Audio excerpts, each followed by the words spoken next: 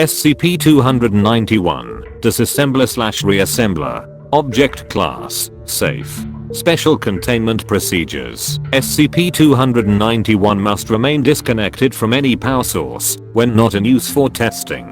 A team of 2 personnel should remain on guard outside SCP-291's containment room and will be swapped out weekly. While disconnected from a power supply, SCP-291 may be considered safe. SCP-291's main entryway closes and locks upon disconnection from a power supply, but the door may be opened manually from the interior in the event of any personnel being trapped. All blocks of disassembled organism are to be kept stored in a designated storage locker within the containment room and are to be properly labeled with a Sharpie marker.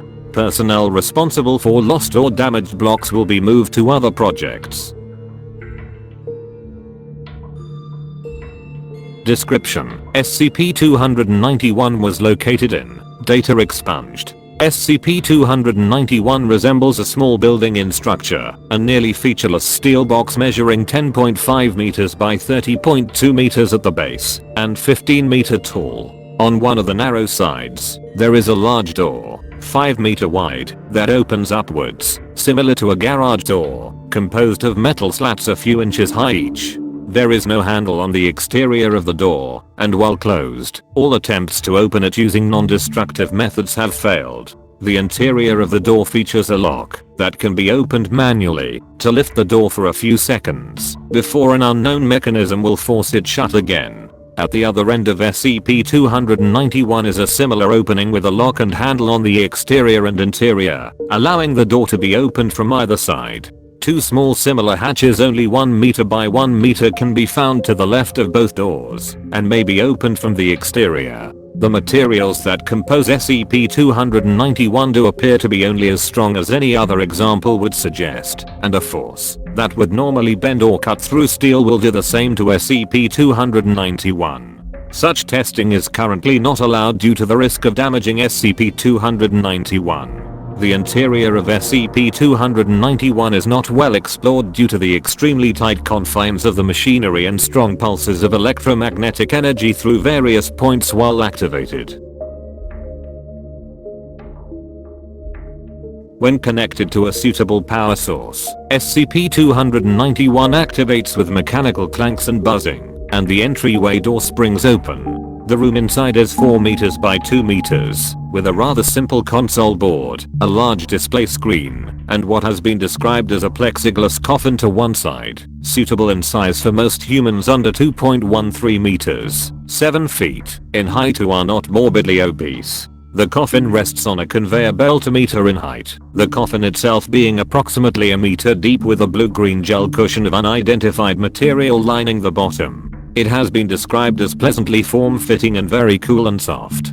Several tubes emerge from the side of the room over the coffin. Opposite the coffin, a number of cubby holes of various sizes with small doors that may be opened or closed are present on the wall. Their purpose shall be elaborated upon later. When a living animal, human or otherwise, is laid in the coffin, dead organisms with a mass of less than 1.6 kilograms, and groups of multiple organisms triggered no reaction, no matter their position. The control room moves into the ready state.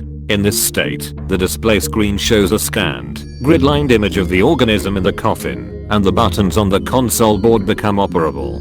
Some of the smaller buttons will trigger different effects in the displayed image, such as toggling the skin and muscles of the display on and off, and revealing certain organs and organ systems, whether in real time or frozen depending upon more settings. There are no words, numbers, or symbols on the display or any of the buttons, and all buttons have 2 settings: on, in which they glow, and off, in which they are unlit. Various combinations produce different effects, and Dr. Wrights has been kind enough to spend enough time playing with it to work up a crude user's manual. 3 large buttons, visibly different from the controls for the display, are available to the side. Provided that a living organism is lying in the coffin, the first button may be pressed. Pressing any buttons under other circumstances yields no effect, and the button remains off, no matter how many times pressed, and the tubes extending over the coffin dispense a blue liquid into the coffin.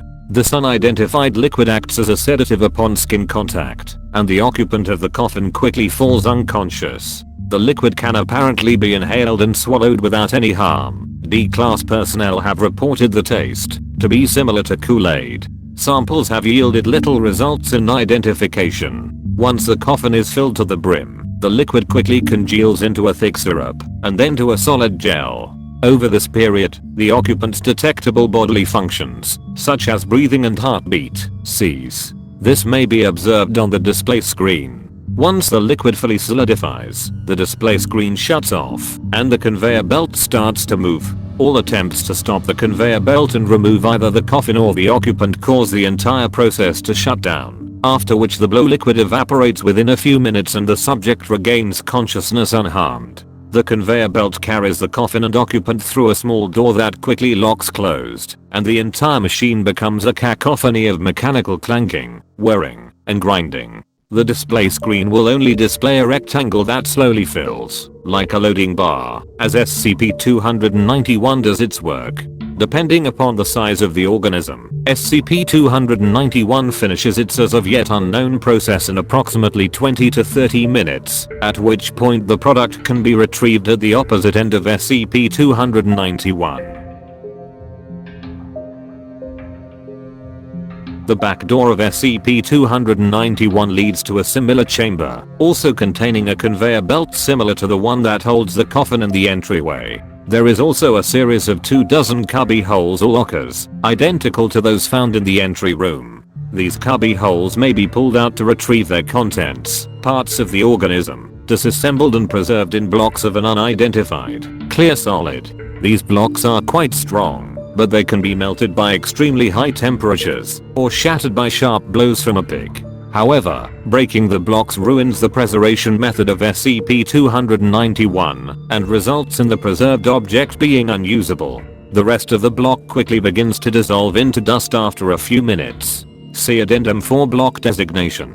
Whole blocks, however, may be stored indefinitely until being reinserted into SCP-291 via the cubby holes in the entrance room.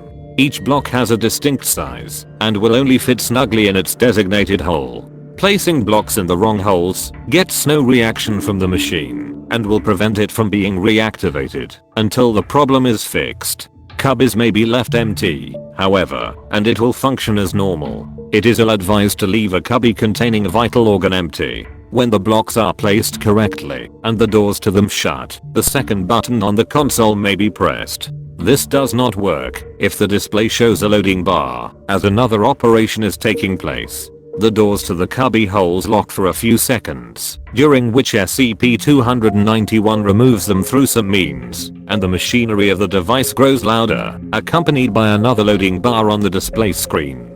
Reassembly takes slightly longer, approximately 40-50 minutes to finish, after which a plexiglass container, similar to the initial coffin, emerges from a door on the conveyor belt in the exit room, holding a fully assembled organism immersed in blow liquid that slowly evaporates as the organism wakes. Reassembled organisms have no memory of the process, likening the experience to a very restful dreamless sleep. They awaken with some slight disorientation, but this passes after a few minutes, and they complain about being very hungry. Tests reveal that they are reassembled with their stomachs empty. Organisms are also reassembled nude and devoid of any hair. A block containing what has been identified as the contents of the organism's digestive system, hair, scraps of clothing, and any other objects on the organism, is deposited into one of the small side doors outside the main doors, and may be considered waste. Surveillance and scanning equipment sent inside the machine is disposed of in the same way, often twisted and wrecked. Later testing revealed that organisms can be reassembled in different potentially malicious ways. See Addendum 4 testing results. The third button is only to be used should something go wrong. When the production stops and the button blinks, it undoes whatever has been done the best it can and shuts down the whole process while triggering some kind of cleaning and reset method. Addendum. Blocks are clear, and therefore the organs and body parts contained within may be easily identified and observed. The body is divided up like such: brain, lungs and diaphragm, heart, digestive system, reproductive organs, left eye, right eye, upper left torso and arm musculature up to the elbow and various organs, upper right torso and arm musculature up to the elbow and various organs, lower left torso and upper leg musculature and various organs, lower right torso and upper leg musculature and various organs, lower left leg and foot, lower right leg and foot, lower left arm and hand, lower right arm and hand, neck and head musculature and various organs, skeletal system from mid-spine up, skeletal system from mid-spine down, lymphatic and circulatory system from waist up, lymphatic and circulatory system from waist down, skin neatly folded. Testing results. Reassembling a body without vital organs results in the production shutting down, requiring the use of the third button. The body will be redeposited in block form at the exit. Still alert. Reassembling a body without non-vital organs or body parts will result in that organ or body part being absent when the organism awakes. The wound sealed by unknown means that leave little to no scar tissue. Providing a body part for a missing body part will result in said body part being attached to its new body seemingly without fail. It has proved effective for heart transplants, limb transplants, and exchanging skin from one person to another. Swapping the brains of two people results in a complete transfer of that person's personality and memories, and may be reversed. Although subjects are often very disoriented for several days, and complain of psychological and physical discomfort, like wearing shoes not quite the right size. Swapping body parts between different species has yielded mixed results. Dr. Wrights has suggested that testing continue, and the request is pending. Only 3 successful cross-species transfers have occurred out of the 20 tests performed so far. 001. A cat's left eye was swapped out for a human's left eye. The subject could use the eye fully, and mentioned they felt they had adapted to it rather well. Their new left eye displayed all the abilities of a cat's eye, including difficulty seeing colors, and heightened perception in the dark. Although this test was unauthorized, the results were considered to be mildly impressive enough to allow further testing. The cat, given a human eye, clawed its human eye out in a week. 007. A human's brain was successfully transferred into the body of an English Mastiff, reportedly thanks to the dog's large skull size. He requested to be transferred back to his human body as soon as possible, though. The Mastiff, in the human's body, learned to walk upright within a few hours, and was disassembled again after an incident involving the humiliation of a female doctor. 016. A female Class D personnel had her reproductive organs switched with those of a pregnant Labrador Retriever. No tests involving using SCP-291 with other SCPs have yet been authorized.